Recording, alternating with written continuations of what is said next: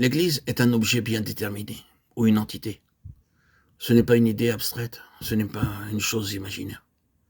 C'est une réalité, non seulement dans la pensée de Dieu, mais aussi dans son existence actuelle, quand elle est considérée selon sa véritable constitution, et non pas selon celle de l'homme. L'Église est d'une valeur et d'une importance immense pour Dieu et pour Christ.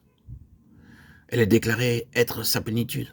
Toutes les plus grandes valeurs de Christ, sa plénitude, sont pour l'Église, dans l'Église, et par son moyen. Pour le confirmer, nous avons la déclaration de la parole de Dieu en ce qui la concerne, et nous avons l'histoire de l'Église dans sa continuation, sa persistance, sa survivance même.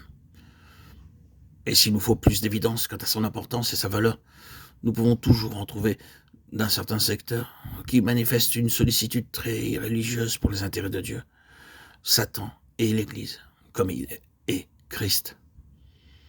Il a occasionné plus de troubles à l'Église qu'à n'importe quoi d'autre. À travers l'ère chrétienne, une minorité de croyants s'est efforcée de mettre à exécution dans la vie corporative ces principes scripturaires. L'opposition la plus âpre et la plus implacable est venue à l'encontre de cette minorité, non de la part du monde, mais de la chrétienté organisée, c'est-à-dire le système que les hommes appellent l'Église. Par cette puissante organisation, ils ont été tour à tour opprimés, présentés sous un faux jour, persécutés, injuriés, ridiculisés et ignorés. Mais leur persistance de siècle en siècle a fourni la preuve de la possibilité de mettre en pratique ces principes et montrer qu'une telle Église se trouve dans la volonté de Dieu.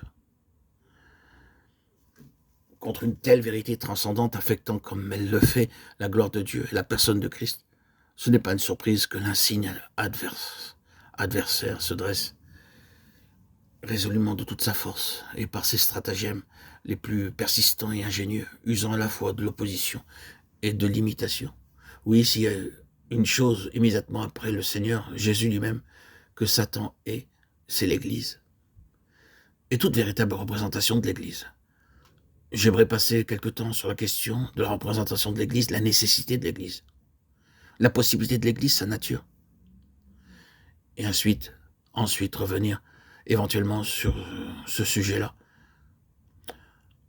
Posons-nous la question, pourquoi l'Église ?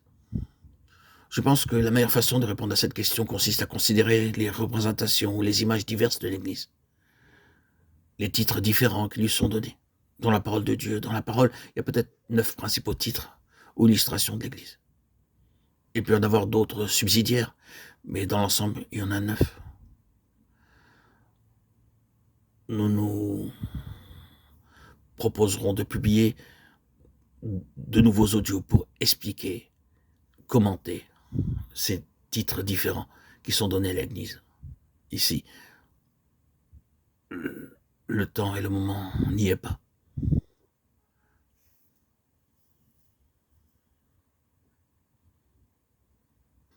Nous n'avons guère la place et le temps. Je me proposerai donc de publier d'autres audios pour donner la signification et les titres différents qui ont été apportés à l'Église tout au long de l'histoire de l'Église.